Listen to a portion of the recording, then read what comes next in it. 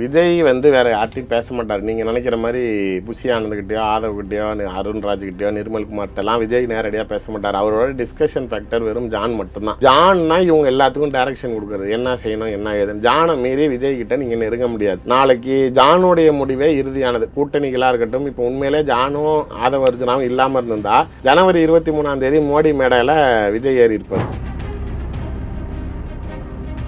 ஜானு ஆரோக்கியசாமியை அவர் தேர்ந்தெடுத்து அவர் மூவ் பண்ணுறதுக்கு மேக்சிமமாக எல்லாரும் ரீசன் சொல்கிறது அவர் கிறிஸ்துவருங்கிறதுனால அவர் நம்புறாருங்கிறாங்க. புஷி ஆனந்தையே ஏன் ரொம்ப க்ளோஸ் ஃபேக்டரில் வச்சிருக்காருன்னா அவர் முதலியார், அவங்க அப்பா ஜாதிங்கிறதுனால தான். அதெல்லாம் கொஞ்சம் பார்க்கறதுனால தான் ஜானு ஆரோக்கியசாமி தன் சமூகம் ஆதவகிட்டே அதான் ப்ளஸ், அவரும் கிறிஸ்டியனு. ரெண்டுமே வந்து அவர் ஆட்களை மட்டும்தான் அவர் நம்புறாரு, வெளி ஆட்களையும் நம்புறதில்லை.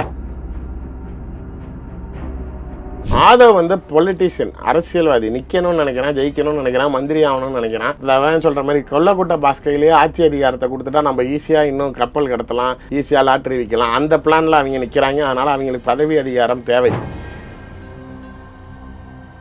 இல்லை, ஆதவ அர்ஜுனா படத்தில் தான் இப்போ தாவேகா கட்சி நடக்குதா சார்? ஏன்னா பல குற்றச்சாட்டுகள். பணம் இல்லையே, யார் சொன்னா அவர்கிட்ட பணம் இருக்குதுன்னு?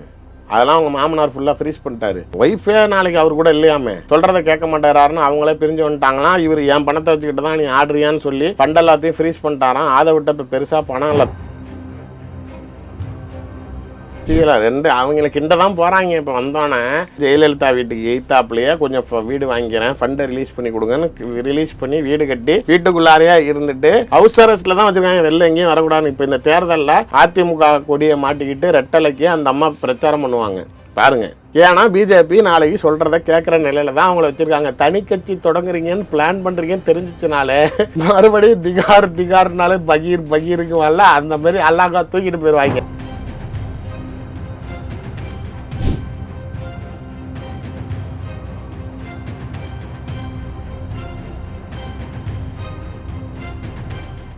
ரியல் ஒன் நேயர்களுக்கு வணக்கம். இன்று நம்முடன் இணைகிறார் அரசியல் விமர்சகர் திருச்சி சூர்யா அவர்கள்.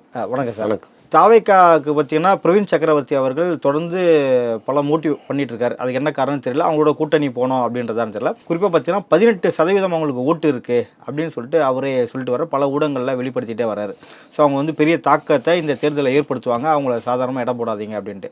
ஸோ இது எத்துமை தாவேகாவில் இருக்கக்கூடிய அருண் அவர்கிட்ட கேட்கும்போது பிரவீன் சக்கரவர்த்தி எங்கே ஒரு வருஷமாக தூங்கிட்டாரா, இப்போ போய் கேட்டு பாருங்க 31% ஏறிடுச்சு அப்படின்னு சொல்றாரு. சரி சொல்லுங்க, இன்னொரு வருஷம், இன்னொரு 2 மாதம் வெற்றி ஃபேக்டர் நாங்கள் தான் ஜெயிக்க போகிறோம், இன்னும் 2-3% யாராவது என் கூட சேர்ந்துட்டாங்கன்னா நாங்கள் தான் ஆட்சியை அமைக்க போகிறோம் அப்படின்னு. அரசு அதிகாரிகள்லாம் வேலையை விட்டுட்டு வந்தவன் அரசு அதிகாரியாக இருந்தானு, ஐபிஎஸ் அண்ணாமலை இருந்தார், அருண்ராஜ் ஐஆர்எஸ்ஸாக இருந்தார், ஏதாவது கொஞ்சமாச்சும் அறிவு இருக்குன்னு பார்த்தா எல்லா அந்த அதிகாரிகளும் மூலனால தான் ராஜினாமா பண்ணிட்டு வராங்கிறத நிரூபிக்கிறான் பார்த்தீங்களா.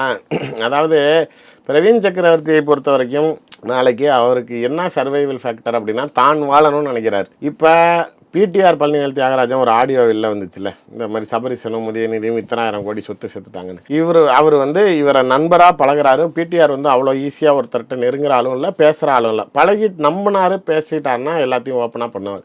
வீட்டுக்கு விருந்துக்கு கூப்பிடுறாங்க, சாப்பிட்றப்ப டேபிளில் ஃபோனை ரெக்கார்டு ஆன் பண்ணி வச்சுட்டு அவர் பேசுகிறத ரெக்கார்ட் பண்ணி எடுத்துகிட்டு வந்துட்டு 2ஆக கட் பண்ணி ஒன்று அண்ணாமலைக்கிட்டையும் ஒன்று சவுக்கு சங்கர்ட்டையும் கொடுத்துறான். இப்போ இதனால ஆளுங்கட்சி மீது கடுமையான விமர்சனங்கள் வருது, ஒரு அமைச்சரோட இலாக்காவே மாற்றப்படுதுங்கிறப்ப பிரவீன் சக்கரவர்த்தி மீது திமுக எப்படி ஒரு நல்ல எண்ணத்தில் இருக்கும்? நியாயமாக பேசுங்க. அப்படின்னோடனே அவருடைய பூர்வீகம் வந்து இங்கே மயிலாப்பூர் தான், அதனால் அவர் வேறு எங்கேயும் போய் வாழ முடியாது, தமிழ்நாட்டுக்குள்ளார தான். நீங்கள் மயிலாப்பூர்னோன்னா யார் என்ன ஏதுன்னெலாம் நான் போகல, நான் ஜென்ரலாக சொல்கிறது கான்ஸ்டுவன்சி தமிழ்நாட்டுக்குள்ளார இருக்குது. அதனால் நாளைக்கு இவருக்கு இங்கே தான் வாழ்வாதாரம். இப்போ திமுக பகைச்சிக்கிட்டு அவருக்கு இங்கே எதுவும் சீட்டு கொடுக்க மாட்டாங்க. அப்போ திமுக கிட்டேருந்து காங்கிரஸை பிரித்து தாவேகா போயிட்டா தாவேகாவில் பிரவீன் சக்கரவர்த்தி பலனடையலாம். அதனால அந்த முயற்சியில் தான் அவர் தேவையில்லாமல் ராகுல் காந்தியை கெடுக்க பார்க்குறாரு. இப்போ பிரவீன் சக்கரவர்த்தி இத்தனை சதவீதம்னு சொல்கிறதையே 18%ங்கிறத நான் அக்செப்ட் பண்ணிக்க மாட்டேன். 10% மேலே வரும்னு வேணால் நான் சொல்லாமே தவிர 18% அளவுக்கு மேக்ஸிமம், ரொம்ப அதிகபட்சம் நான் சொல்கிறேன். இப்போ ஒரு வேளை ராமதாஸ் கைக்கு வருகிறாரு, கிருஷ்ணசாமி போயிடுறாரு, இவர் கூட தேமுதிக போகுது, இந்த மாதிரி ஒரு அலையன்ஸ் ஃபார்ம் பண்ணார், காங்கிரஸோட சேர்த்து கூட வச்சுக்கிட்டா கூட 15% வரும், அதுக்கு மேலாம் வராது. இண்டிவிஜுவலாக 10% விஜய் தொடுவாருங்கிறது தான் என் கணக்கு. 18% வாய்ப்பே கிடையாது. இப்போ நாம் தமிழர் கட்சியில் 8% வாக்கு இருக்குது. எத்தனை எம்எல்ஏ வச்சுருக்காங்க? என்னங்க சைலண்ட் ஆகிட்டு? இல்லை, எத்தனை கவுன்சிலர் கேட்டீங்கன்னு சொன்னீங்கன்னா ஏதாவது ஒரு சொல்லுங்கள். சரி, அப்போயாச்சும் சரி, எத்தனை கவுன்சிலர் வச்சுருக்காங்க? இன்னும் இல்லை. இதுக்கு நீங்கள் கட்சி எதுவுமே இல்லை, முதல்லவே மரியாதையாக எம்எல்ஏக்கு பதில் சொல்லியிருந்தீங்கன்னா டீசெண்டாக போயிருக்கும். ஃபர்ஸ்ட் ஸ்டெப் சொல்லுவோம். இல்லை 8% கவுன்சிலரும் இல்லை எம்எல்ஏவும் இல்லைங்கிறப்ப, ஆனால் அந்த சதவீதம் மட்டும் எப்படி அவங்களுக்கு பேசும் பொருளாக இருக்குதோ, விஜய்க்கு எம்எல்ஏ கிடைக்காது. எம்எல்ஏ ஜெயிக்கிறதுங்கிறதெல்லாம் பாசிபிளே கிடையாது. But percentage of vote share பரவாயில்ல. முதல் தேர்தலில் அவரே பேசுவார், நான் வந்து 1 வருஷத்துலேயே நான் 3 தேர்தலுக்கு முன்னாடி களத்துலேயே அவங்க அப்போ தானே வராங்க, நாங்கள் 3 வருஷத்துலேயே 2.5 வருஷத்துலேயே நாங்கள் நெருக்கி கிட்டத்தட்ட பாருங்கள் 10% வாங்கிட்டோம். வேறு எந்த அரசியல் கட்சினால வாங்க முடிஞ்சு. இப்போ திமுகவே நாளைக்கு 17 வருஷத்துக்கு அப்புறம் தான் ஆட்சிக்கு வந்துச்சு, நாங்கள் 1 வருஷத்துலேயே இந்த இடத்துக்கு வந்துட்டோம், திரும்பி அதையும் கீழே வந்துட்டு மீச மண் ஓட்டலான்னு மாற்றி தான் பேசுவாங்க.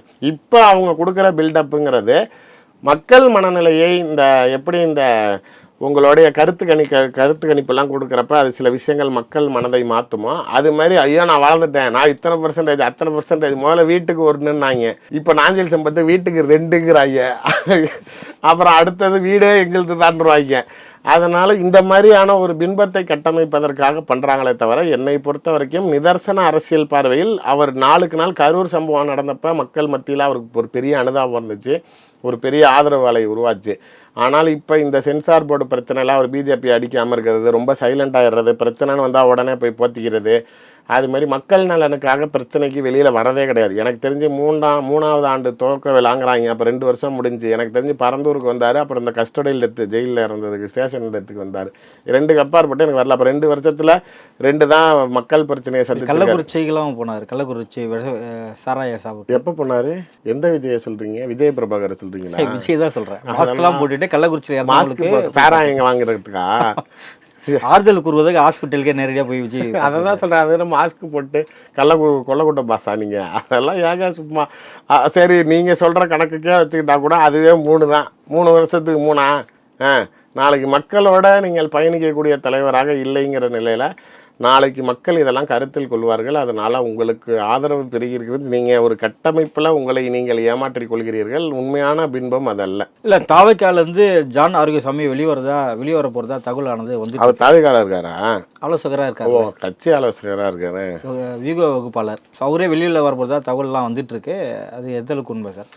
ஆக்சுவலாக விஜயை கெடுக்கிறதே அவன் தாங்க. விஜய் வந்து வேறு யார்ட்டையும் பேச மாட்டார். நீங்கள் நினைக்கிற மாதிரி புஷி ஆனந்துக்கிட்டேயோ, ஆதவ்கிட்டேயோ, அருண்ராஜ்கிட்டேயோ, நிர்மல்குமார்கிட்டலாம் விஜய் நேரடியாக பேச மாட்டார். அவரோட டிஸ்கஷன் ஃபேக்டர் வெறும் ஜான் மட்டும்தான். ஜான்னா இவங்க எல்லாத்துக்கும் டைரக்ஷன் கொடுக்குறது, என்ன செய்யணும் என்ன ஏதுன்னு. ஜானை மீறி விஜய்கிட்ட நீங்கள் நெருங்க முடியாது. நாளைக்கு ஜானுடைய முடிவே இறுதியானது. கூட்டணிகளாக இருக்கட்டும், இப்போ உண்மையிலே ஜானும் ஆதவ அர்ஜுனாவும் இல்லாமல் இருந்திருந்தால் ஜனவரி 23ஆம் தேதி மோடி மேடையில் விஜய் ஏறி இருப்பார். இவங்க 2 பேர் தான் கெடுத்தது. இந்த மாதிரியான நிலையை இவங்க 2 பேர்த்துக்குள்ளாரையும் சில பிரச்சனைகள் ஆரம்பத்துலேருந்து ஆதவ அர்ஜுனா பிரசாந்த் கிஷோரை கொண்டு வந்தார். அதனால கொஞ்சம் கிளாஷ் ஆச்சு. அதாவது நீங்கள் நல்ல ஆள் தான், நீங்கள் நல்ல தலைவர் தான், ஆனால் நீங்கள் நல்லா வரணும்னா இவனை மாற்றுங்க, இவன் சரியில்லை, நான் பிரசாந்த் கிஷோர் தான் இருக்கிறதுலே பெஸ்ட்டு, நான் கொண்டுட்டு வரேன் அப்படிங்கிறப்ப. ஆனால் விஜய்க்கு வந்து அவர் தேர்தல் கட்சி ஆரம்பிக்கிறதுக்கு முன்னாடியே எல்லாரையும் சந்திச்சிருக்காரு இந்த ஸ்ட்ராட்டஜிஸ்ட் கம்பெனியில். அதனால தான் சவுக்கு சங்கருக்கு அவன் இந்த கூப்பிட்ட லிஸ்ட்டில் என்னைய பொருட்டே படத்தில் என்னை அவன் கூப்பிடவே இல்லைங்கிறதுனால தான் அடிக்கிறாரு. ஜான் ஆரோக்கியசாமியை அவர் தேர்ந்தெடுத்து அவர் மூவ் பண்ணுறதுக்கு மேக்சிமமாக எல்லாரும் ரீசன் சொல்கிறது அவர் கிறிஸ்துவருங்கிறதுனால அவர் நம்புறாருங்கிறாங்க. இப்போ புஷி ஆனந்தையே ஏன் ரொம்ப க்ளோஸ் ஃபேக்டரில் வச்சுருக்காருன்னா அவர் முதலியார், அவங்க அப்பா ஜாதிங்கிறதுனால தான். அதெல்லாம் கொஞ்சம் பார்க்குறதுனால தான் ஜான் ஆரோக்கியசாமி தன் சமூகம் இப்போ ஆதவகிட்டே அதான் ப்ளஸ்ஸு, அவரும் கிறிஸ்டியனு. 2மே வந்து அவர் ஆட்களை மட்டும்தான் அவர் நம்புறாரு, வெளி ஆட்களையும் நம்புறதில்லை. இப்போ பிரசாந்த் கிஷோர் நாளைக்கு அவர் கிறிஸ்டியனாக இருந்திருந்தால் இவர் அக்செப்ட் பண்ணியிருப்பார். அது இல்லைங்கிறதுனால வேணான்ட்டார். இப்போ இவங்க 2 பேர்த்துக்குள்ளார சண்டை நடக்குதானா? நடந்துக்கிட்டு தான் இருக்குது. நான் சொல்கிறது தான் ரைட்டு, நீ சொல்கிறது தான் ரைட்டு, இல்லை இது இப்படி பண்ணலாம் அப்படி பண்ணலாம், இந்த வடிவேல் மாதிரி இங்கிட்டு வானே அங்கிட்டு வானேன்னு 2 பேரும் இழுக்கிறப்ப சில கருத்து மாடல்கள் அவங்களுக்குள்ளார இருக்கிறது நிஜம்தான். ஆனால் ஜான் ஆரோக்கியசாமி தேர்தலில் நின்று விஜய்க்கு ஏதாவது சக்ஸஸ் ரேட் கொடுத்தாதான் அவருக்கு ப்ரொஃபைல் டெவலப்மெண்ட். ஏன்னா இவங்கெல்லாம் அரசியலில் நேரடியாக வரப்போகிறதில்ல, கம்பெனி இமேஜ் டெவலப் ஆகணும். இப்போ ஜான் ஆரோக்கியசாமி இதுக்கு முன்னாடி எடியூரப்பாவுக்கு வேலை பார்த்தாரு. அப்போ எடியூரப்பா சிஎம் கேண்டிடேட்டே தோத்தார். அடுத்தது இங்கே நம்ம அன்புமணி, மாற்றம் முன்னேற்றம் அன்புமணி, அதை கோட் பண்ணி கொடுத்தது அவர் தானே எல்லாம். இல்லை, அப்போ இதே தான் ஸ்ட்ராட்டஜிஸ்ட் ஃபுல்லாக பாமகவுக்கு பின்னாடி இருந்து இந்த ஜபாவ பாதர் மாதிரி மைக்கு மாட்டிக்கிட்டு இங்கிட்ட அங்கிட்ட நடக்கிறது, பேட்டர்ன், அந்த போடியம் பேட்டர்ன் எல்லாம் மாற்றினது எல்லாம் இவன் தான். அப்புறம் நம்ம மக்கள் நீதி மையம், அதுக்கு இவர் தான் கட்சி ஆரம்பித்தது. கொள்கை கூட்டம்லாம் இதை விட நல்லாவே இருந்துச்சு கமலுக்கு. இந்த மாதிரி இந்த பேட்டர்ன்லாம் நல்லா இருந்தாலும் பட் ஆனால் ஸ்டார்ட்லாம் நான் வடிவேல் சொன்ன மாதிரி உங்ககிட்ட ஓப்பனிங்லாம் நல்லா தான்ப்பா இருக்குது, பட் ஃபினிஷிங் சரியில்லைங்கிற மாதிரி ஜான் ஆரோக்கியசாமியோட சக்ஸஸ் ரேட்டு க்ளோஷர் எதுலேயுமே இல்லை. அந்த நிலையில் நாளைக்கு விஜயை ஒரு பெரிய நிலைக்கு கொண்டுட்டு வந்து சேர்த்தாதான் ஜான் ஆரோக்கியசாமிக்கு ஒரு இமேஜ் டெவலப்மெண்ட் ஆகுங்கிறதுனால எனக்கு தெரிஞ்சு அவர் கண்டிப்பாக போக மாட்டார். ஆதவ் வந்து பொலிட்டீஷியன், அரசியல்வாதி, நிற்கணும்னு நினைக்கிறான், ஜெயிக்கணும்னு நினைக்கிறான், மந்திரி ஆகணும்னு நினைக்கிறான். அவன் சொல்கிற மாதிரி கொல்லக்கூட்ட பாஸ்கையிலேயே ஆட்சி அதிகாரத்தை கொடுத்துட்டா நம்ம ஈஸியாக இன்னும் கப்பல் கடத்தலாம், ஈஸியாக லாட்ரி விற்கலாம், அந்த பிளானில் அவங்க நிற்கிறாங்க. அதனால் அவங்களுக்கு பதவி அதிகாரம் தேவை. ஜான் ஆரோக்கியசாமிக்கு பொலிட்டிக்கல்லி தேவையில்லை. ஒரு லெவலுக்கு மேலே விஜய் நாளைக்கு நீ கம்ப்ளீட்டாக உன் வேலையை, தொகுதி வேலைகளை பாரு, தேர்தல் வேலைகளை பாரு, தேர்தல் மேலாண்மை பொதுச் செயலாளர் தானே இருந்தாலும், அதனால் தேர்தல் வேலையை மட்டும் பாரு, மற்றதெல்லாம் நான் பார்த்துக்கிறேன், ஜானை வச்சு பேலன்ஸ் பண்ணிடுவோம். அப்படி பிரச்சனை எனக்கு தெரிஞ்சு இருக்குது. ஆனால் அவர் தானே சொல்கிறார் மேடை ஏறிக்கிட்டு. இல்லை, ஜான் ஆரோக்கியசாமி இடத்த ஆதவ அர்ஜுனா கைப்பற்ற நினைக்கிறார். அந்த இடத்துக்கு அவர் வந்துட்டார். விஜய் கிட்ட இன்னும் க்ளோஸ் ஆகிட்டு இருக்காரு ஆதவ அர்ஜுனா. ஸோ அதனால இந்த வச்சு ஜான் ஆரோக்கியசாமி வந்து விஜய் கிட்ட பேசுறத தவிர்த்துட்டு வராரு. இல்லை, அதாவது விஜய் வந்து எல்லாரையும் ஒரே அளவுக்கு தான் நடத்துவார். ஆனால் சில பேர்கிட்ட தான் ரொம்ப நெருக்கமாக பேசுவார், சில விஷயங்களை ஓப்பன் பண்ணுவார். ஆதவ்கிட்ட ஷேர் பண்ணாலும் பட் கலந்து ஆலோசித்து கள நிலவரங்களை தெரிந்து கொண்டு முடிவெடுக்கிற இடத்துல நாளைக்கு ஜானை தான் வச்சுருக்காரு. எங்கே அந்த இடத்துல நாளைக்கு, ஏன்னா இப்போ நீங்கள் ஒரு கம்பெனியில் வேலை செய்கிறப்ப நான் இன்னொரு ஆங்கரை கூப்பிட்டு வந்து இவர் இதை விட நல்லா பண்ணுவார் அப்படின்னா நாளைக்கு உங்களுக்கு என் மேலே கடுப்பு வருமா வராதா? அப்படி பிரசாந்த் கிஷோரை கூட்டிகிட்டு வந்துட்டு நாளைக்கு இதே மாதிரி இவர் வேணாங்க அப்படின்னு அவர் எப்போ முதல்ல செஞ்சாரோ அன்னையிலேருந்தே முட்டிக்கிச்சு. அது பத்தாவதுக்கு இவர் ஏதாவது சொல்ல, அவர் ஏதாவது சொல்லன்னு நாளைக்கு ஏதாவது தேவையில்லாமல் பண்ணுறப்ப அந்த கருத்து அவர் தான் மேடையில் ஏறி இவருக்கும் அவருக்கும் ஆகாது, புஷி ஆனந்துக்கும் வெங்கட்ராமனுக்கும் ஆகாது, ஜானுக்கும் ஆதவுக்கும் ஆகாது, அப்படிலாம் எங்களுக்கு எந்த பிரச்சனையும் இல்லைன்னு நீங்கள் தான் சொன்னீங்க. அது வெளியில் அப்படி பூசின மாதிரியும் இருக்குது, பூசாத மாதிரியும் இருக்குதுங்கிற மாதிரி பண்ணுறாங்க. அரசியல் கட்சியில் அதெல்லாம் இருக்கதாங்க செய்யும். ஆதவ அர்ஜுனா படத்தில் தான் இப்போ தாவேகா கட்சி நடக்குதா சார்? ஏன்னா பல குற்றச்சாட்டுகள். பணம் இல்லையே, யார் சொன்னா அவர்கிட்ட பணம் இருக்குதுன்னு? அதெல்லாம் அவங்க மாமனார் ஃபுல்லாக ஃப்ரீஸ் பண்ணிட்டாரு. அவர் எப்போ நீ விஜய் கிட்ட போனியா என்னை மீறி அரசியல் கட்சிக்கு தேவையில்லாமல் பண்ணுற. இப்போ அவர் ஏன் எல்ஜேக்கு சார்லஸ் விட்டு கிளின்னு கிழிக்கிறாரு? சொந்தம் அவன் ஏன் நாளைக்கு மருமவனை திட்டுறான்?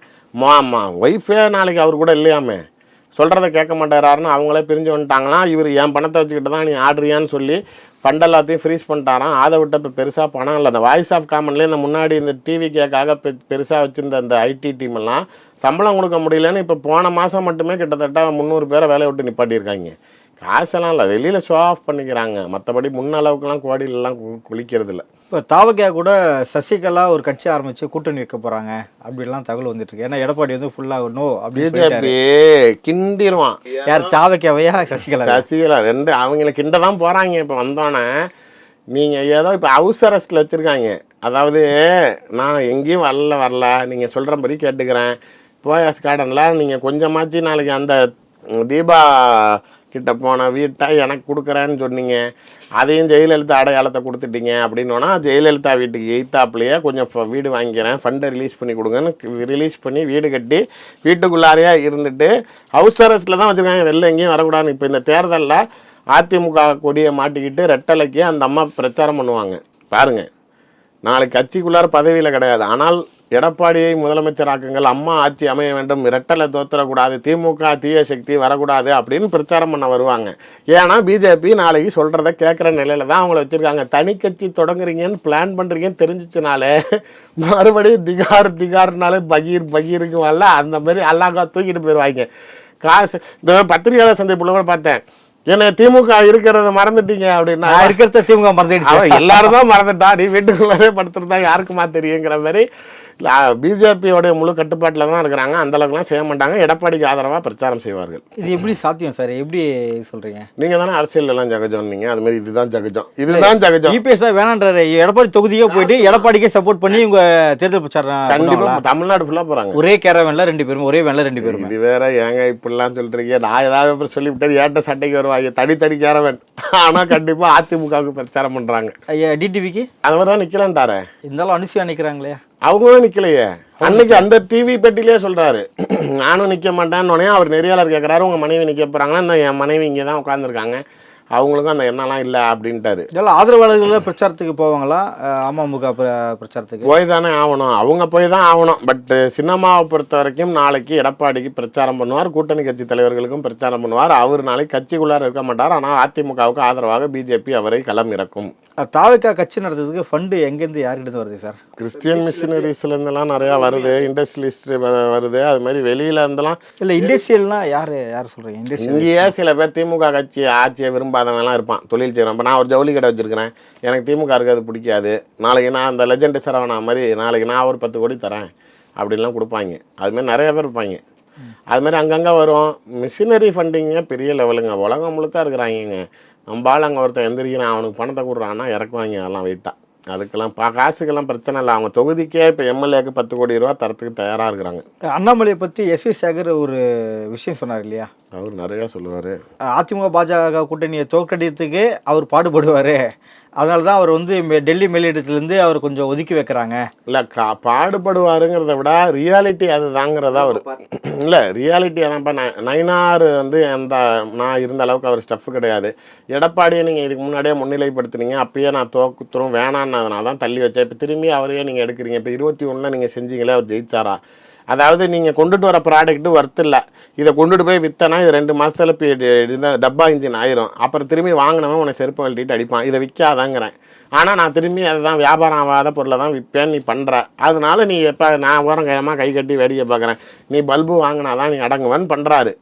பட் பர்பஸ்ஃபுல்லாக அவர் வீணாக போகணுன்னு செய்யலை. நீங்கள் நான் நல்லது சொன்னேன், என்னை கேட்கல, என்னை தூக்கி வெளில வச்சுட்டு திரும்பி தேவையில்லாமல் செய்கிறீங்களா, சரி நீ பண்ணு, எப்படி உருப்படுதுன்னு பார்க்குறேன்னு கை கட்டி நிற்கிறார். அதிமுகவில் போட்டியிடுறதுக்கு லீமா ரோஸ் விருப்ப மனு கொடுத்துருக்குதா தகவல் வந்திருக்கு. ஸோ அவங்களுக்கு வாய்ப்பு கொடுப்பாங்களாங்க? கொடுப்பாங்க, கண்டிப்பாக அந்த அம்மா கொடுப்பாங்க. ஏன்னா இங்கே ஆதவே திரும்ப விசிகாலேருந்து வெளியேறினப்போ அவங்க மாமனாருக்கு அதான் கோவமே. ஏடிஎம்கேல சேர சொல்லி எடப்பாடி கிட்ட பேசினார். எடப்பாடி வந்து ஏடிஎம்கேல விளையாட்டு பிரிவுன்னு ஒன்று தனியாக உருவாக்கி இவரை போடலான்னு இருந்தார். எஸ்பி வேலுமணி ரொம்ப பிரச்சனை பண்ணி ஆதவை சேர்க்க விடாமல் பண்ணிட்டார். அப்போ எடப்பாடி கொஞ்சம் பொறுமையாக இருக்கேன், எனக்கு கொஞ்சம் பிரச்சனைகள் உள்ள ஜாஸ்தியாக இருக்குது, அதனால் எனக்கு கொஞ்சம் இவங்களை சமாளிச்சுட்டு நான் கூப்பிட்டுக்கிறேன்னாரு. அதுக்குள்ளே இருந்தாலும் அவசரப்பட்டு விஜய்கிட்ட போயிட்டார். அந்த கோபத்தில் தான் அவர் ஃபண்டெல்லாம் லாக் பண்ணது. இப்போ அவங்க ஏடிஎம்கே தான் திரும்பி ரூலிங் வரும்னு நினைக்கிறாங்க. ஏன்னா திமுக அவங்களுக்கு எந்த காலத்துலையும் எதுவும் செஞ்சு தரல. இப்போ அந்த 5 வருஷத்தில் லாட்ரி கொடுக்கல, கெசினோ கேட்டாங்க, சூதாட்ட கிளப்பு கேட்டாங்க, எதுக்குமே நீங்கள் அனுமதி கொடுக்கல. உங்களுக்கு ஆட்சியை கொண்டுட்டு வந்து எனக்கு எந்த பயனும் இல்லை. அதனால் எடப்பாடியை கொண்டுட்டு வரதுக்கு தான் நான் தயாராக இருக்கிறேங்கிறது தான் அவங்க மறைமுக பார்வை. அதுக்கு நம்மளே ஆட்சி அதிகாரத்தில் பங்குல வந்துட்டோன்னா காசை கொடுத்து மந்திரி வாங்கிட்டு நமக்கு தேவையானதை நம்மளே செஞ்சுக்கலாங்கிறதுக்காக மனைவி இறக்கிட்டாங்க. அவங்க ஒன்றும் புதுசாக இல்லையா, அவங்க அதுக்கு முன்னாடி ஐஜேகேல பொறுப்பில் இருந்தாங்க. இப்போ ஐஜேகே வந்து ஏடிஎம்கேவோட தானே இருக்குது. அந்த கட்சியிலேருந்து பிரிஞ்சு இந்த கட்சிக்கு அடையாளம் இருக்கும். எல்லாம் உடையார் ஐடென்டிட்டி. அவங்க உண்மையிலேங்க உடையார் சங்கத்தோடைய மாநில தலைவராக தான் இருந்தாங்க மார்ட்டின் மனைவி. அதுக்கப்புறம் ஐஜேகேல பொறுப்பில் இருந்தாங்க. இப்போ அதிமுகவில் சேர்ந்துருக்காங்க. ஆனால் விஜய் வந்து அவங்க விமர்சனம் பண்ணும்போது நீயே லாட்ரி படத்தில் தானே கட்சி நடத்திட்டு இருக்க, ஸோ ஆதவ அர்ஜுனா வீட்டுக்கு போயிட்டு சாப்பிடும் போது அந்த பாவப்பட்ட பணத்தில் தானே விருந்தே சாப்பிட்டேன் அப்படின்னு எல்லாம் அதிமுக தரப்புல வந்து விமர்சனம் வைக்கப்படுது. அவங்களுக்கு அந்த சீட்டு கொடுக்கும் போது உறுத்தாதா? அவருக்கு உறுத்தலாங்கிறப்ப எங்களுக்கு மட்டும் ஏன் உறுத்த போகுது? நாளைக்கு அங்கே வச்சிருக்காருல்ல. இப்போ எங்களுக்கு வைத்தறிச்சு என்னன்னா அங்கே நல்லா காசு போதேன்னு நினச்சிக்கிட்டு இருந்தோம். இப்போ எங்களுக்கு ஒரு ஆள் காசுக்கு வந்துட்டாங்கிறப்ப யார் என்னத்தை பேச போகிறது? சார் சாப்பாடு வேணும், அது எந்த காசில் தான் என்னன்னா இருப்பாங்க. சும்மா பேசுகிறதுக்கு வெளி பேச்சுக்கு பேசலாமே தவிர இவங்கெல்லாம் அதாவது ஆதவை விட 100 மடங்கு பவர் லீமாலாம். Direct fund source. நீங்கள் அவராச்சு மகளுக்காக ஒதுக்கப்பட்ட சொத்துலேருந்து எடுத்து செலவு பண்ணிக்கிட்டு இருக்காரு. ஒதுக்கி கொடுத்தவர்கிட்ட எவ்வளோ இருக்கும் அப்படிங்கிறப்போ நேரடியாக இவங்க தானே தொடர்பு படுத்துகிறாங்க. அவங்க நாளைக்கு தேவைகளுக்கு என்ன வேணாலும் செய்வாங்க. நடப்பு அரசியல் பல்வேறு கட்சியில் மிக்க நன்றி.